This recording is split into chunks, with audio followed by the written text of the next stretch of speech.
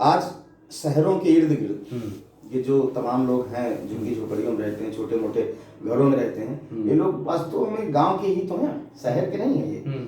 और ये हमको सस्ता श्रम उपलब्ध करा देते हैं शहरों में। बिल्डिंग्स बन रही हैं, उनमें काम करने वाले मजदूर, रिक्शा चलाने वाला, ठेले पे सब्जी बेचने वाला, दूध बेचने वाला, अखबार पहुंचाने वाला, आपके घर से जो जरूरत की चीजें जुड़ी हैं उनको आप तक प्रोवाइड कराना, ये लोगों ने आके यहाँ पे शुरू कर दिया। अच्छा, जो पहले लोग आए या तो बिजनेस किए तो बहुत आगे बढ़ गए, तो उनका गांव से कोई वास्ता नहीं रहा, वो अपने आप को गांव वाला कहने से शर्म आती है उनको। तो जैसे लगता है कि हम गांव के हैं या कोई गांव का है तो एक अपमान महसूस करते हैं। तो इस तरीके से अपने मिट्टी से और अपने वजूद से इनकार करना अच्छी बात नहीं है। गांव से ही बहुत सारी प्रतिभाएं उभर के सामने आई जिन्होंने देश का प्रतिनिधित्व किया है। मैं नाम नहीं लूंगा, बहुत सारे ऐसे नाम गिनाए नहीं जा सकते। तो ये भी कहा जाता है कि भारत की आत्मा जो है गांव में बसती है। जी जी जी बिल्कुल। तो आपको अगर हिंदुस्तान का, भारत का, भारतवर्ष का, उसके बाद जो भारतीय उपमहाद्वीप है, इसकी असली जो चीज है वो इसकी भावना है या संस्कृति, इसको जानना हो तो आपको गांव की तरफ रुख करना होगा, क्योंकि वहाँ जो विविधता आपको दिखेगी वो शहरों में नहीं है। शहर तो अपने निश्चित मानक पे चलता है, यहाँ पे लोगों को पैसा कमाना है, इसके अलावा कुछ नहीं है।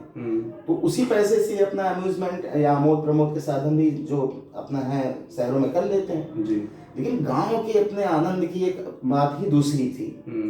और अब तो वो चीजें धीरे धीरे गांव से भी विलुप्त हो गई, क्योंकि गांव में रहने वाला 60% की जो इतनी एक आबादी है वो ग्रामीण होकर शहरी ही है।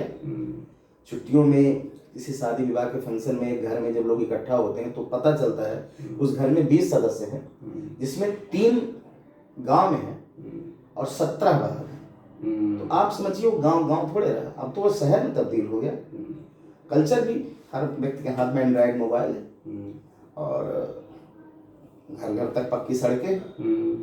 अब धीरे धीरे क्या है कि ये, क्योंकि शहर भी बढ़ रहे हैं, गांव घट रहे हैं।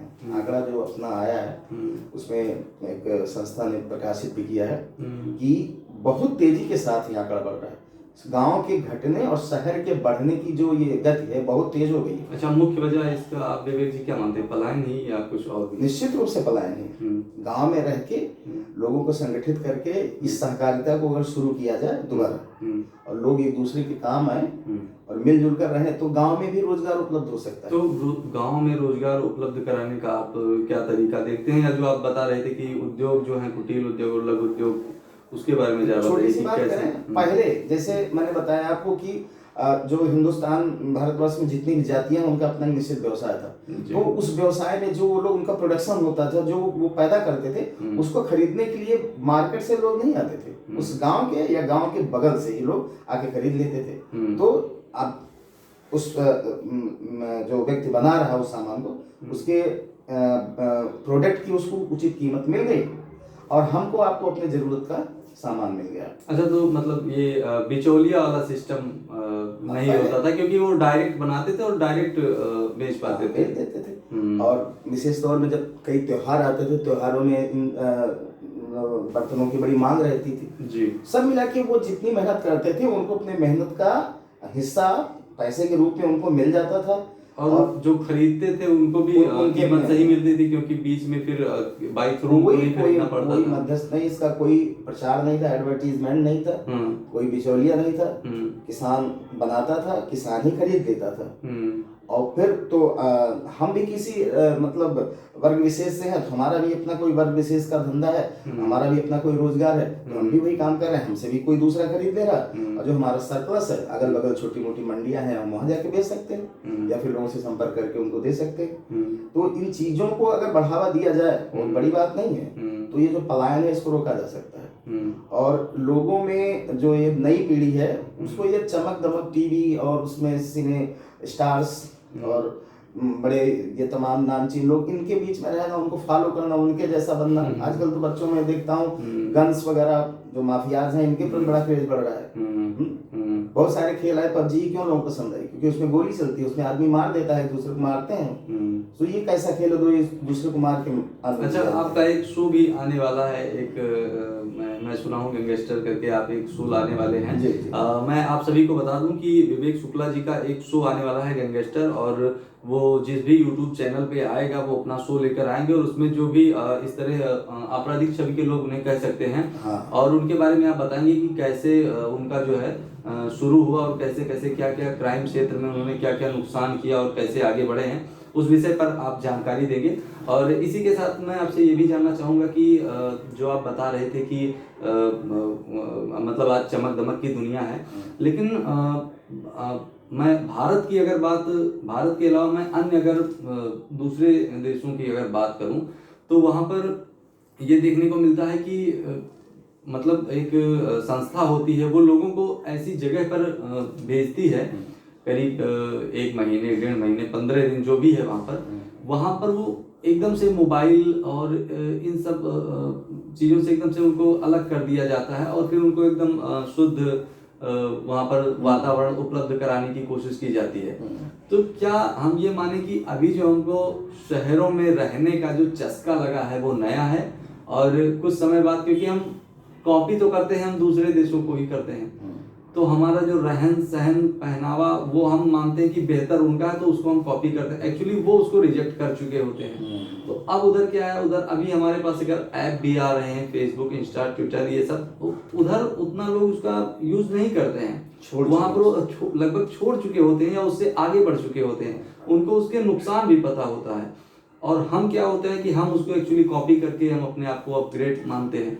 तो जो लोगों को एक गांव का माहौल दिया जाता है, तमाम जगहों पर एक जंगल में भी उनका सैर कराया जाता है, कुछ दिनों के लिए रहना होता है, और ये क्या कुछ नुकसान होता है मोबाइल का और इस डिजिटल दुनिया का हमारे पास रहने का, माना जाता है कि उसकी जो किरणें निकलती हैं, गौरैया चिड़िया जो है उसके बारे में सुनने में आया था कि उसकी याददाश्त कमजोर हो गई थी, तमाम पक्षी जो होते हैं वो अपने घोंसलों पर वापस नहीं लौट पाते हैं, उनकी याददाश्त धीरे धीरे कमजोर हो गई। क्या कुछ मनुष्य के ऊपर भी इसका प्रभाव पड़ता है? बहुत ज़्यादा पड़ता है। आप अलग अलग लेखों के जरिए इसकी जानकारी लेते रहते होंगे। बच्चों के लिए कितना घातक है जी, और ये कैंसर को भी जन्म दे देता है, त्वचा रोग पैदा कर देता है, और बहुत सारे बीमारियों की जड़ है ये। मैं तकनीकी प्रगति से कोई विरोध मेरा नहीं है, तकनीकी प्रगति हो, लेकिन इन प्रगति के साथ व्यक्ति का, मैं जिस मुद्दे को मैं कहना चाहता हूँ, प्रगति का मतलब आपकी जो बेसिक जरूरतों की प्रगति है वो हो रही है। आज की प्रगति के बारे में बात करना चाहता हूँ, एक व्यक्ति की प्रगति, उसकी आज जीवन प्रत्याशा क्या है भारत में? 50-52 साल, 60 के नीचे, 60 के ऊपर। पहले 120, 125, 130 साल तक जिए हुए लोगों को मैंने देखा अपने गाँव, कैसे जीते थे। आज वो औसत आयु जो है घटकर आधी हो गई है, 100 से 60 हो गई है। क्यों? इसलिए क्योंकि हम आज उस जो एक प्राकृतिक और शुद्ध चीजें थी वो हमको आज नहीं मिल पा रहे। अब हमारे जेब में हमेशा मोबाइल, सिरहाने पे सोते समय मोबाइल, सामने टीवी स्क्रीन, गाड़ी में सामने ब्लूटूथ के जरिए रास्ता ढूंढने वाला है, कान में हेडफोन, ईयरफोन। तो आज हम अपने आप को देखें तो नीचे घेरे हुए हैं चारों तरफ से, नीचे से ऊपर तक इलेक्ट्रॉनिक वायर्स लगे हुए हमारे शरीर के अंदर। तो ये सब क्या कर रहे हैं? ये जो रेज है, किरणों के माध्यम से आपको फैसिलिटी दे रहे हैं। वो किरणें कहीं कहीं से कहीं इतनी तगड़ी किरणें होती कि बहुत सारी मोटी अगर रॉड रखी जाए या एक बहुत बड़ा वो रखा जाए मेटल, उसको भी चीर के अंदर जाती है। नहीं तो इतनी दूर से कैसे हमारे पास होती है? हाँ, वो तो है। तो ये निश्चित रूप से नुकसानदायक है।